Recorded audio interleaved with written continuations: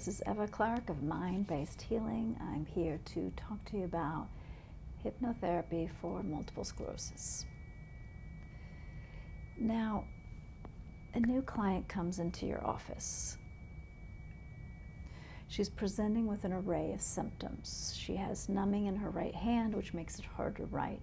She has a mixture of paralysis and stiffness in her legs, which makes it hard to lift and to walk well.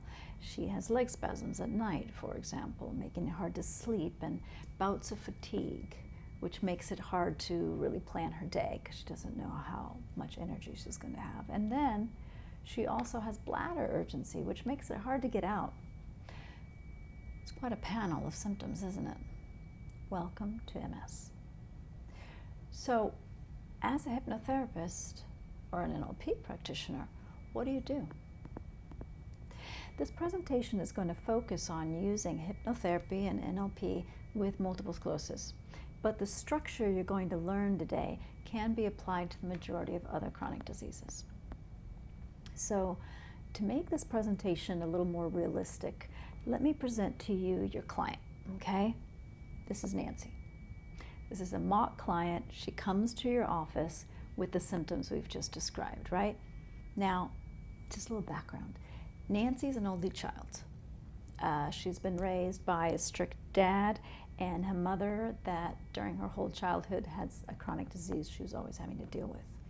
Nancy's always been a good girl, and her relationship to her mom is that she's more of the mother to her own mom, right? And she doesn't really confide in her mom for her own problems because she doesn't want to worry her mom. Nancy's graduated from college. She did really well, probably thanks to her dad's work ethics, and she's in her first job. It's been a couple of years, and it's really hard going for her. She keeps feeling that she's not doing things right, and yet, no matter how much she struggles, she doesn't ask for help. Any critique from her boss really floors her for several days, right? It's a very stressful environment, but she feels stuck in this job. Perhaps the reason she's struck is because of a visa, or perhaps it's the economy, or perhaps she's just not a quitter, right? And so no matter how awful the job is, she's going to keep doing it. So in the middle of this highly stressful period in her life, when she could be, she could probably use a shoulder to lean on, her significant other pulls the rug out from under her, right? The rug out from under her. Maybe he just says he's leaving, he doesn't love her, whatever it is, right? And yet, Nancy, our Nancy, continues to power through this. Who knows how? She has no idea how. After the worst year of her life, when things finally start turning around, she changes her job, she learns to live alone, she starts having supportive friends. Bam, she gets her first symptoms. She has no idea what it is. She goes to her doctor, she complains of numbness or double vision, and out of the blue, her doctor tells her she has this, right? She has this progressive disease with no cure at the ripe old age of 26. She asks if maybe this has something to do with her stress, and she's told the research is inconclusive. What do you think? Are these symptoms random? Is this 26-year-old body breaking down? Or is this just bad luck? Or maybe somehow her fault for smoking when she was stressed? In today's presentation, we're going to suppose that these symptoms have everything to do with her biography. Why do I think that? Because when you've worked with over 90 people with MS, you'll notice these patterns repeating over and over. So I can't assume they're random. And I want to invite you to not assume they're random either. Now, when she comes to your office, she's probably not going to share you this whole past now, because she's focused on the symptoms right now, and she also thinks that they're probably random, that maybe it's her bad genes or somehow her fault, right? And her goal with you is just to get rid of her symptoms, to get back to the life she was living. So back to my original question, what can you do with hypnosis and NLP to help Nancy? We can work on the symptoms, but I think it's a disservice because the symptoms are not the problem. They're actually pointing to the problem. And there's going to be 3 areas we can address with Nancy and pretty much with anybody with chronic disease. We're going to be looking at the predisposing factors in her past that set the groundwork. We're going to be looking at the triggering factors right before the onset and right before any major exacerbations or changes in symptoms. And we're going to look at reinforcing factors that happen day to day now in her life. So let's begin with the triggering factors. Those are the most revealing of what happened and why. So again, I'm going to reiterate, don't focus on the symptoms. They're only pointing to the real problem. They are not the problem. What do I mean by that? Let me give you an obvious example. Another client comes to your office and she's just bawling, crying inconsolably. Are you going to put her in trance and tell her tear ducts to stop leaking? No. Why?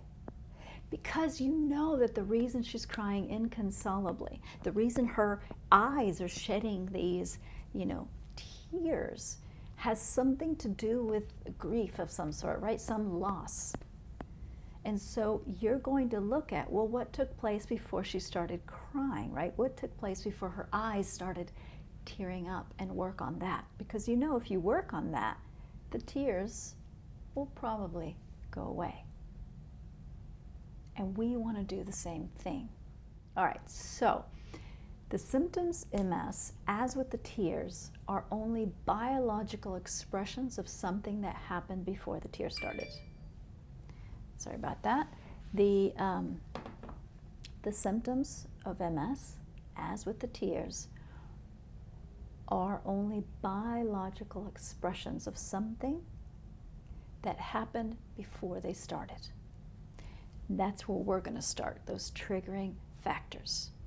We're going to assume there is sensitizing events that happen prior to onset. Actually, with chronic disease, there's going to be 2 events, especially with MS. This is what's called the diathesis stress model. The diathesis stress model in psychology, the theory is that there is a long-term stressful event and then one more kind of last straw event. And with this combination, it causes the body to get into allostatic overload, creating the body to have this biological change, right? Physical symptom and response. So in MS, you're going to find 2. You're going to find a long-term situation that has everything to do with feeling stuck, feeling trapped. I don't want to be doing this, but I don't know how to get out of it, so I'm just going to keep going and keep going and keep going. And then this last straw that is something unexpected, isolating, and it's related to some relationship or their parents or their sibling or a significant other. Some feeling of getting the rug pulled out kind of thing, or destabilizing when it comes to relationship. Or can be a loss, or can be trying to push away somebody. So for Nancy, this was that unbearable job that she felt she couldn't get out of, and then the conflict with her partner. Now here's the catch, which is what happened with Nancy. While crying inconsolably tends to happen right after a loss, so even your crying client knows that the crying has everything to do with what happened, when it comes to MS, and sometimes with other chronic diseases too, is that these key incidents can happen. The symptoms often don't happen right when the events that create them finish. They happen like a year later, like when the body and they finally get their lives back to, back together. That's when the symptoms begin. This in PTSD work is called delayed onset PTSD, and it's been studied for PTSD, but not so much for chronic disease. So we're going to be using hypnotherapy and NLP to find those sensitizing events. So what techniques would you use to find sensitizing events?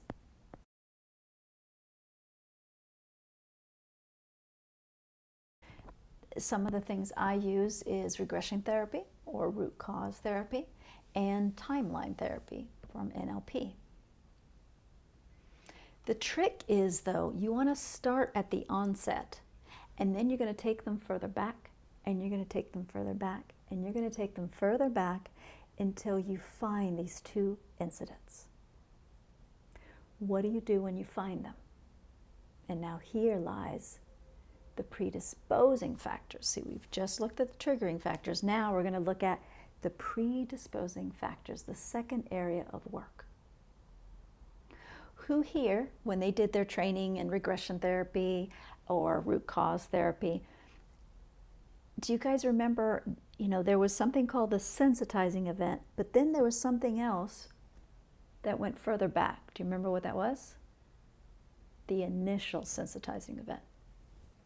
What we want to do is go from this sensitizing event, find that, what triggered the body to make a physical change, and then we want to go back to where did this begin? Where did the beliefs that were here, where did the behaviors that were here, where did the emotions that were here in that triggering event, where did they come from? So Nancy feels stuck in this job that she doesn't really like, but she won't leave and she won't ask for help. Why? Because when we explore her childhood, we find that she's learned to avoid failure, she's learned to meet others' expectations, and she's learned to be the helper with her mom, but never to ask for help. So all the coping mechanisms she was using in this event are coming from here. So what we want to do is we want to create change to these core beliefs, to these behaviors, to these emotions, and then we want to bring resources both to herself in childhood and to those around her, right? To her significant others there. Once we get those resources and make these changes, we want to apply this to those triggering factors. So what techniques do you guys use to make belief changes?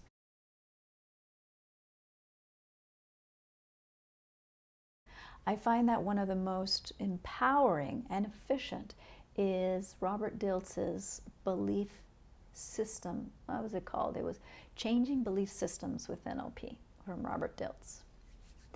So we're going to change those belief systems. We're going to bring those changes to the triggering factors. And then lastly, we're going to bring those changes and those resources we've built to the reinforcing factors, to what's happening today.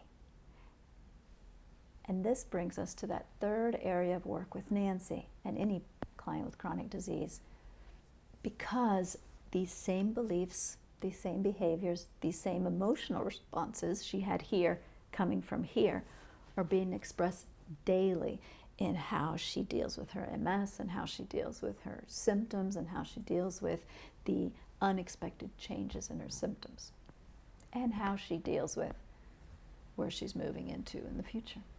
So let's explore these reinforcing factors. You see, Nancy experiences feeling stuck daily. Nancy is still trying to be a good girl, right? She's still trying to do this healing thing right, and she still struggles to ask for help, even when she's having a major exacerbation. So what is reinforcing this original event and these original beliefs? Okay, for one, the diagnosis. Secondly, the symptoms themselves. So let's start with the diagnosis. The diagnosis is the first reinforcing factor that needs to be addressed. It's actually what's called in medicine the diagnosis trauma. What is this? This is actually a third sensitizing event. Let's get into Nancy's shoes so that you understand what I'm talking about when it comes to the diagnosis. Nancy goes to the doctor and she complains about, certain symptoms that have just come up. She gets a whole bunch of tests, and her doctor says, when she's in this completely wide open, gullible, hypnotic state, she says, she's told, you have this thing called MS. It's incurable. It will probably progress, and you will probably be in a wheelchair in 10 years. Remember, she's 26 years old. No one's telling her that day 60% of those diagnosed will never require walking assistance. No one's told her that day or ever that 30% will never progress. Nancy has heard this is an incurable progressive disease that will probably get worse, and I will probably end up in a wheelchair.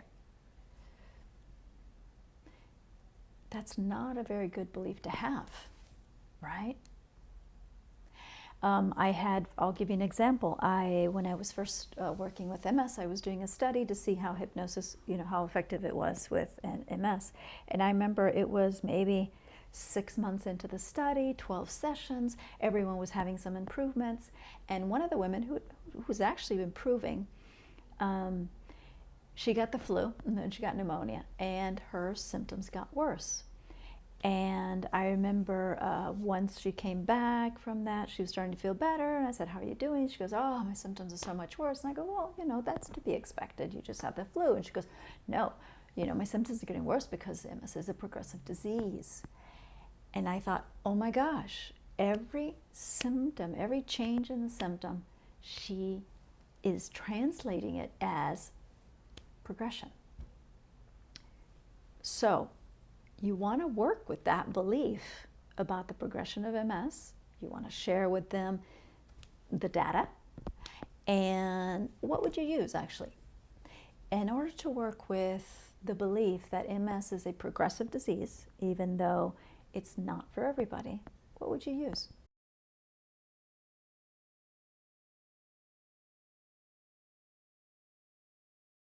In my case, I usually use the automatic healing process that Stephen Connie Reyes Andreas has in, I think. Also, I use a swish, because if you ask them, when you think about MS, where does your mind go? Often they'll go into this image of being bedridden or in a wheelchair. So if they're projecting into their future you want to change that projection, right? Because that's a very powerful nocebo, and it's just as powerful, if not more, than a placebo. And research has shown that believing something will get worse can make it so.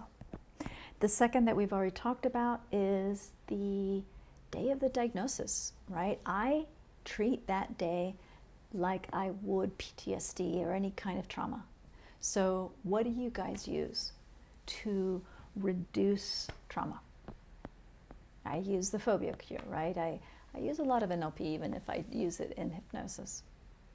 But I want to reduce that. I want to reduce those nocebos that she's been told, right? And now one more thing, which is really curious, and it's actually almost feels like magic when you address these, is that now, if Nancy does something, feels something that has anything to do with what triggered the symptoms, her symptoms today will actually get worse. When she first starts working with you, she won't realize this correlation. She'll just say, I don't know why my symptoms were worse today. But when you can start helping her gain an awareness that whenever she does something that makes her feel stuck, even if it's something minor, like oh, I gotta wash my clothes, but I really don't want to. I just wanna go relax today. And she pushes herself to do it anyway. That's gonna remind the body of being in that job she doesn't want to and pushing herself. And so actually her symptoms will get worse the next day. And when Nancy, for example, she goes out to do some shopping and she ends up buying some cigarettes, which she doesn't smoke anymore, and she decides to have a smoke. It's Friday night. She'll actually, the next day, she'll actually have worse symptoms. It's actually not because she's smoking. It's actually because during this very stressful period, she took up smoking, right? So what would you do? What processes would you do to nip this conditioned response to similar triggers in the bud? Right? It happens with food too. Any foods that she was eating during this time, she's now going to have worse symptoms or have inflammation, which creates more symptoms. Now,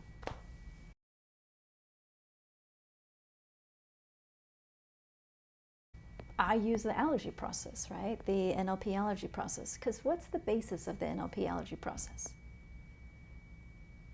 It's taking something that the body is overreacting to. It's pegged it as dangerous, and telling the body, hey, no, this is not similar to that event. This is similar to something else that is not dangerous, right? And then the body stops reacting.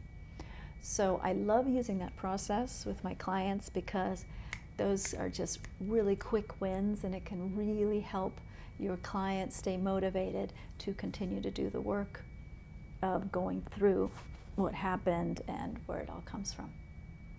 All right, and then lastly, also within this is Nancy's future was shattered at 26 years old, right? It's like, who am I? Should I even work? Am I going to become disabled? You need to help her create a healthy and compelling future self. Not a future self that's going to go back to a job she never loved, but a future self with all the resources you've created for her, all the changes that she's made in her beliefs and behaviors, and something that's really motivating. And it isn't about being a good girl. All right. So that was a lot, I know, so I'm just going to kind of summarize. You can support Nancy with her symptoms by exploring the triggering factors, and through those, taking those back to find that initial sensitizing event, the beliefs and behaviors and emotions that hold this in place. And once you do that, you're building resources to then bring it back to this event and now, to the here and now, to her symptoms and how she's dealing with the MS. And lastly, and you want to deal with that trauma of the diagnosis, right? All right. So any questions? This is Eva Clark of Mind-Based Healing.